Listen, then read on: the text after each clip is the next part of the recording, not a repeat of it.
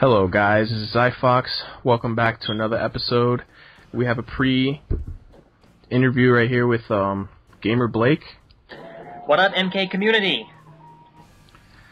Yes, we have a pre-final round interview with Gamer Blake here. So I guess I'll start off by asking you, tell us a bit about yourself. About myself, where to start?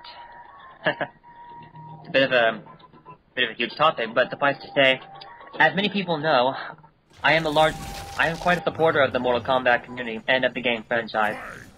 However, I hadn't really gotten into fighting games until I was introduced to Mortal Kombat vs. DC Universe at the age of 19. I mean, I owned fighting games starting out in childhood, but never really understood the complexity behind them, the amount of effort it takes to become a competitive gamer. I didn't even know there was such a thing as competitive gaming until I was introduced to the tournament scene via the forums.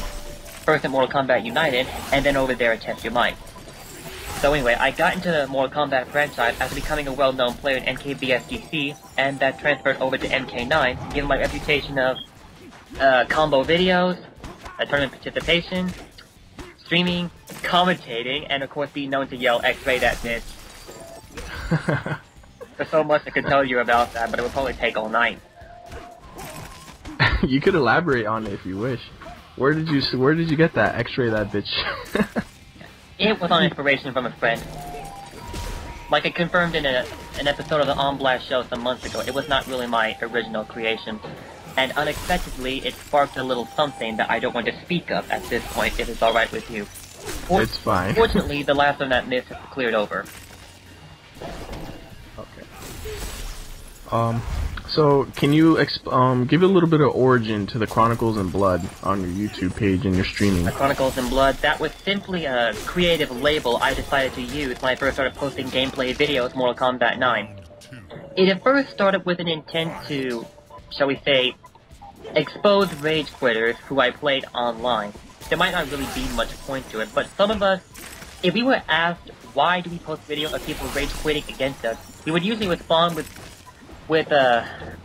something along the lines of to help players realize who to avoid poor conduct from, so they don't go and waste their time on people who isn't going to make their efforts worthwhile when trying to improve themselves as a player. But I dropped that when I just lost the heart for it, and instead sought competitive players out. You'll notice I hardly even posted rage quitters anymore. It was back in the days of NKDC from which they stemmed. I see. So, people like Hood Fresh, does that have anything to do with that? With X-Ray that bitch? With Chronicles in Blood and the Rage Quitters? I mean, when did you meet Hood Fresh? No, he has nothing to do with the rage quitting, actually, and we met during the days of MKDC. The process was a label inspired solely by me this time. Oh, okay. It wasn't really meant to grow into something with a reputation, just a label to represent myself. And whatever videos I used. Then I carried it over to my streaming program, which I post like 5 to 6 days a week for various fighting games. Sadly though, the focus started getting less and less on MK9 out of my efforts to, how did I say it, appeal to other fighting game communities and invite them to come and participate. But I'm working towards fixing that as we speak.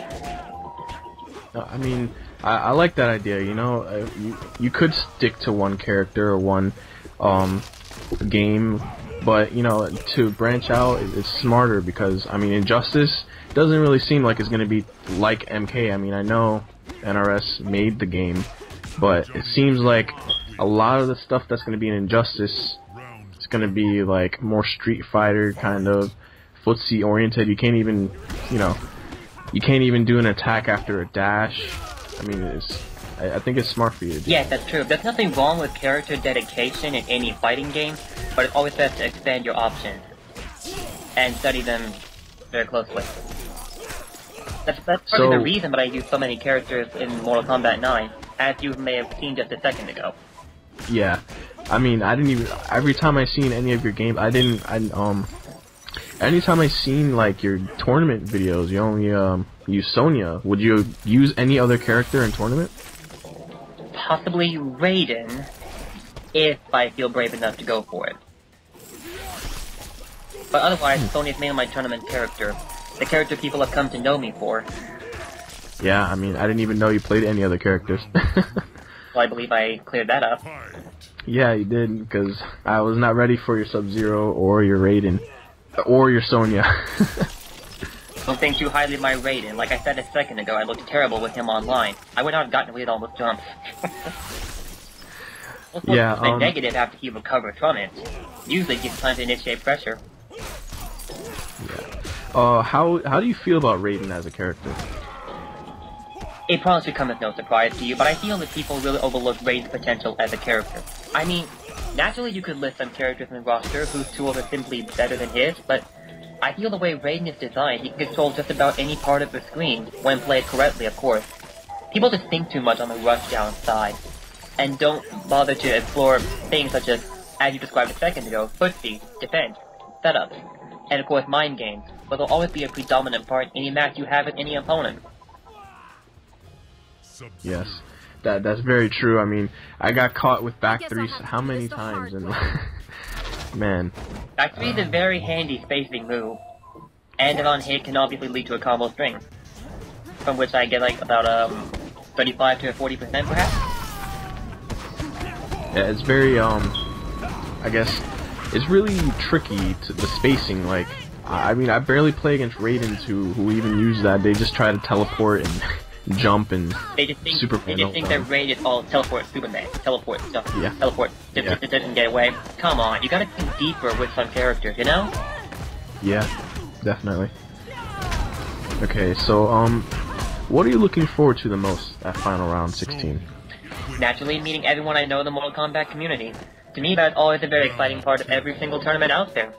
I probably do not need to explain this. Okay. Can you predict any upsets or anybody getting their backs blown out? There is no telling what can happen until the tournament actually unfolds. To predict anything wouldn't exactly be wise. Alright. Any underrated players you think will break out at Final Round? Underrated players? I don't have a complete list in my mind of all who is going. I do know but a few players such as Mr. Molina, obviously, since you interviewed him. Trey Pound,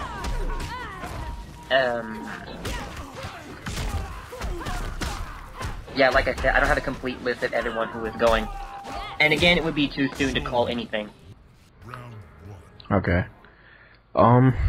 So, you have, can you give us, like, any prediction on what might you place at Final Round?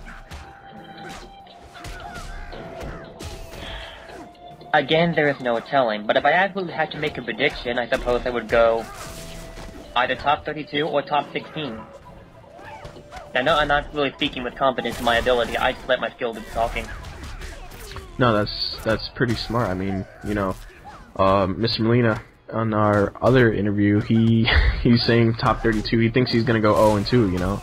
And I think that's just ridiculous. He worked himself a little too much for his own good, but I kind of share in that sentiment. Like, I am excessively nervous about my performance in tournaments because, as of late, I hadn't really been, shall we say, living up to the hype. You might understand that I am referring to MLG Dallas. Yes, I was actually gonna ask that question. What happened versus Tyrant? Oh goodness, I cannot explain what happened. Like, that fourth game, to be honest, I probably could have taken it all when he jumped at me from the corner.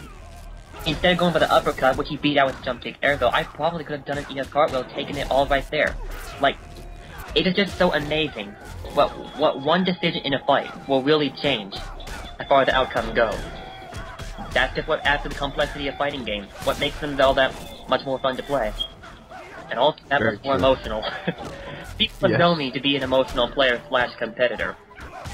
Obviously because I take my time in fighting games very seriously, especially Mortal Kombat. I mean, after all, it was the first game in which I made myself known as a tournament player. Definitely. At the time, there can definitely be no denying that he is truly the Jax of America, if not the Jax of the world. We may have started a bit of a rivalry after that matchup on stage. Like, when I heard that he was confirmed to Final Round, I jokingly went in and said, great, my chance to get revenge has come. He's going down! You have it here, folks. Right on my show. You hear it right now. Gamer Blake will be taking down Tyrant at Final Round 16. Hype. I may or I may not. I can't promise anything. That Jax player is very smart. You cannot take that away from him. Yeah, he really is. I think he's brought the most tech to Jax. I mean, you could say CD Jr. You know, CD Jr. He let me down with Jax, and Tom Lowell Brady would be the first one to tell you. Well, CD Jr. does have to do what is best for him as a player. What he feels is best for him as a player, I should say. Yeah. Can't really blame him for that, you know? That's true. Do you have any advice for any upcoming Sonya players? Or, I mean, you know, Injustice is coming out, but I don't know. Do you have any advice for any players, tournament players, anybody? I hardly consider myself in a position to distribute advice to anybody. I know for a fact that I still have a lot to learn as far as being a tournament player goes, and to perfecting my knowledge in fighting game mechanics. But the only advice I suppose I can give is that as long as you have a passion in life, cling to it and never let it go. You'll be surprised where it takes you. It took me to Vegas, for example. Very nice. Alright, so I guess that's all the time we have for this interview. Do you want to give any last shout-outs to anybody? Naturally, I do. Shout out to all my best friends in the Mortal Kombat community. Shout out to my fellow staff team members whom I work with at Test Your Mind. It is a privilege to work with you guys.